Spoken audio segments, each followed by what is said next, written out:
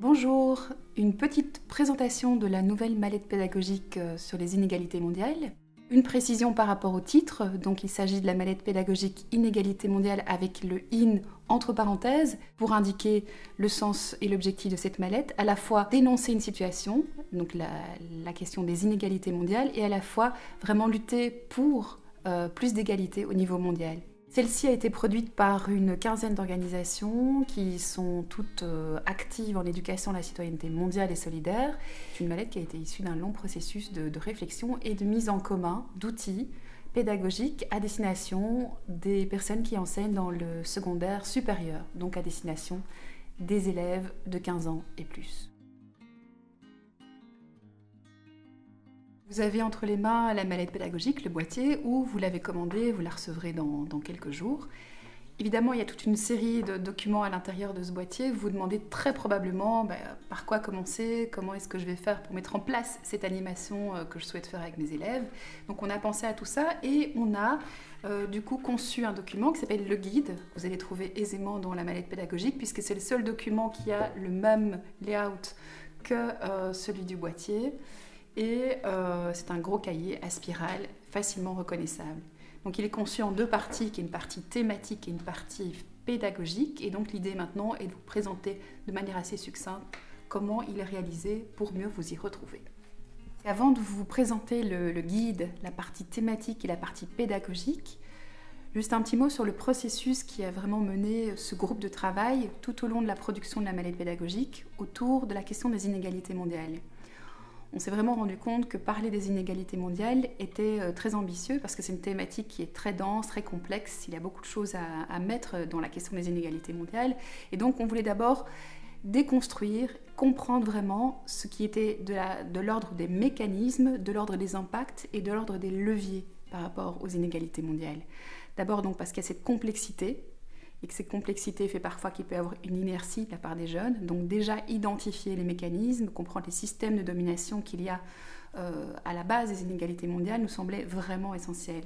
L'autre chose, c'est que de pouvoir déconstruire tout ça, ça permet de mieux identifier les leviers. Et donc pour cela, nous avons réalisé ce qu'on a appelé une trame pédagogique où, à la page 61 du guide, ceci n'est pas un schéma. C'est donc vraiment l'idée que cette trame pédagogique, mécanismes, impacts et leviers puissent vous accompagner dans toute la réalisation de vos activités avec vos jeunes. Revenons-en au guide et à la partie thématique du guide. Donc ici, il y a une construction qui a été effectuée de nouveau sur le système mécanismes, impacts et leviers. Alors dans la partie compréhension des mécanismes, nous avons distingué les inégalités socio-économiques et les inégalités liées au statut. Donc vous trouverez en page 4 du guide le sommaire qui vous permettra d'avoir une vue d'ensemble sur la partie thématique, en tout cas, de ce guide. Alors, la toute première partie, c'est donc un état des lieux des inégalités socio-économiques et une compréhension qu'il y a des inégalités entre les pays, mais également au sein même des pays. Et donc ces inégalités, on peut les calculer et les comprendre en termes de revenus et de patrimoine.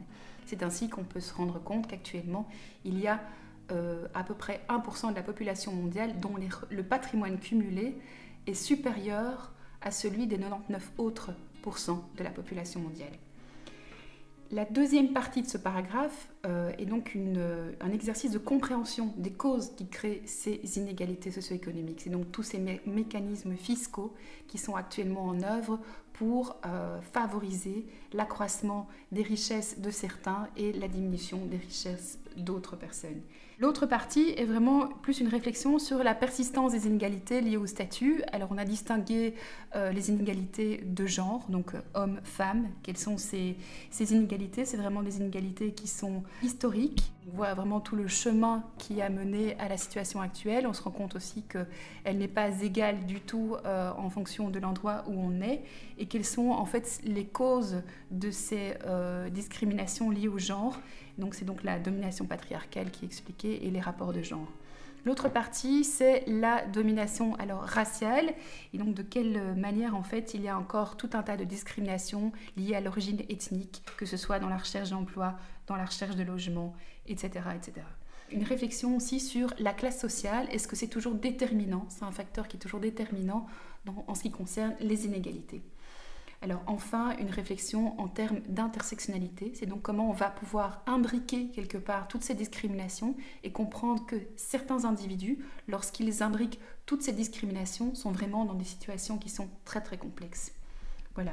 Alors on termine ce chapitre sur une réflexion sur l'être humain est-il supérieur finalement ou se croit-il supérieur à la nature, ce qui va donc cautionner tout ce qui est exploitation des ressources naturelles et donc mener la planète dans une difficulté telle qu'on la connaît actuellement avec le réchauffement climatique.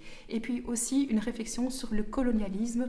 Est-ce que cette situation perdure toujours? Est-ce que le néocolonialisme est vraiment facteur d'inégalité? La deuxième étape de ce focus thématique est centrée sur les conséquences. Donc là, on a vu tous les mécanismes et on va maintenant voir toutes les conséquences qui sont en termes sociaux, économiques, environnementaux, politiques, etc.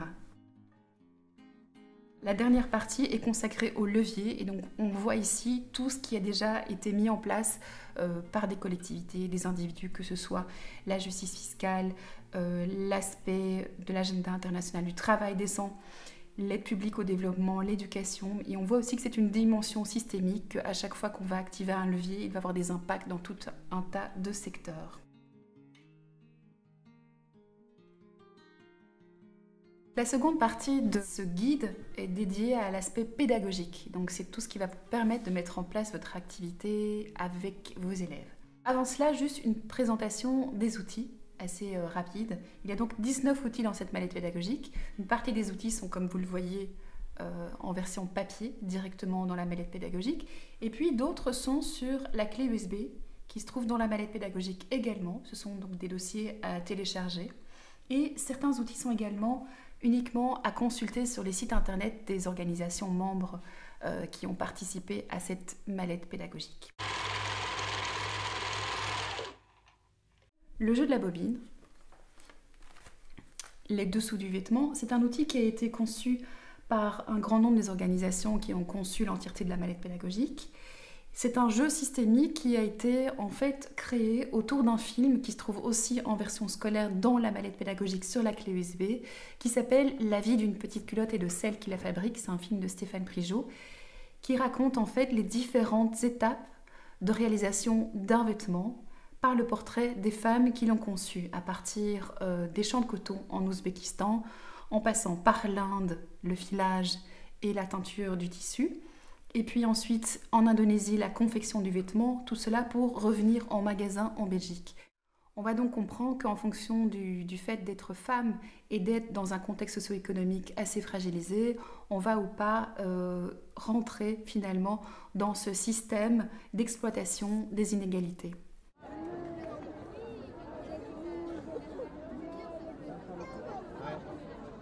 Un deuxième outil qui a été conçu de manière collective également, c'est un outil qui s'appelle un débat mouvant sur la question de la pauvreté. Donc celui-ci, il a été conçu en fait sur la base du travail et de la campagne du Forum Bruxelles contre les inégalités, une campagne qui s'appelait Pauvrophobie et qui donc relevait une série de phrases chocs, de stéréotypes, disons, sur la pauvreté. Et donc l'idée ici, c'est de partir de ces phrases, de ces stéréotypes et d'en discuter avec les élèves par le biais du débat mouvant.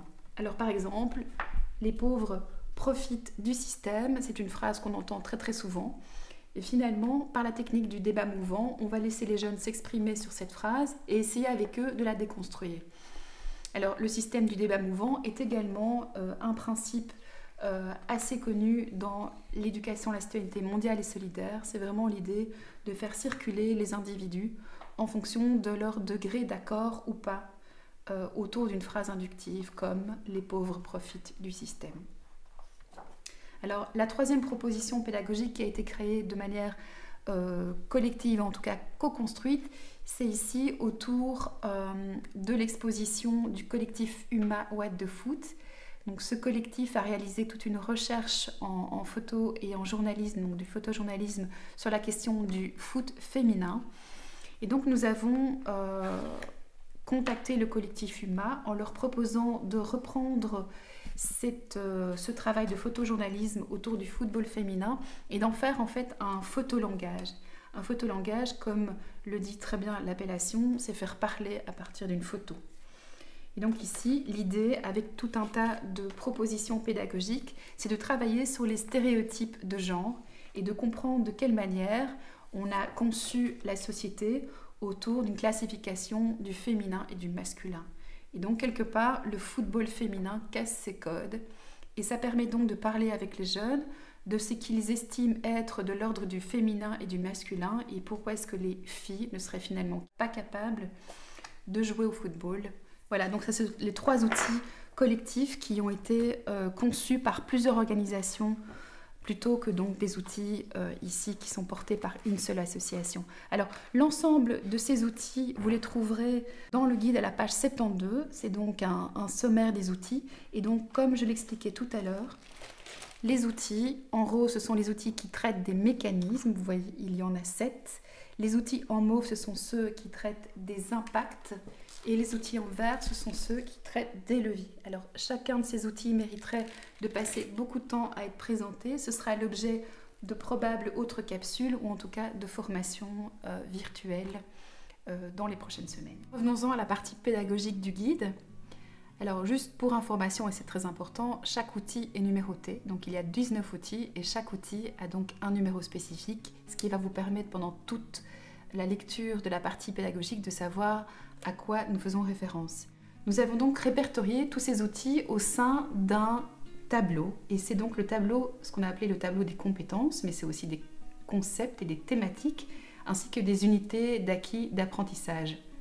Et donc cela concerne si vous êtes professeur, les cours de géographie, histoire, sciences sociales, sciences humaines, mais également philosophie et citoyenneté pour le 2e et 3e cycle de l'enseignement secondaire. Vous trouverez également des fiches outils. Alors ces fiches, elles sont vraiment la base de préparation également pour votre activité avec vos élèves, puisqu'elles vont vous permettre assez rapidement de savoir quels sont les outils qui sont les plus intéressants pour vous. Avec cette partie pédagogique, vous êtes censé normalement pouvoir, de manière autonome, mettre en place une activité avec vos élèves. Si ce n'était pas le cas, si jamais vous pensez qu'il manque des informations, que vous souhaitez vraiment alors poser des questions, peut-être préparer avec ces organisations, avec nous, vos animations, n'hésitez pas à nous contacter. Alors pour ça, il y a une adresse de référence, une adresse mail qui est donc education@cncd.be.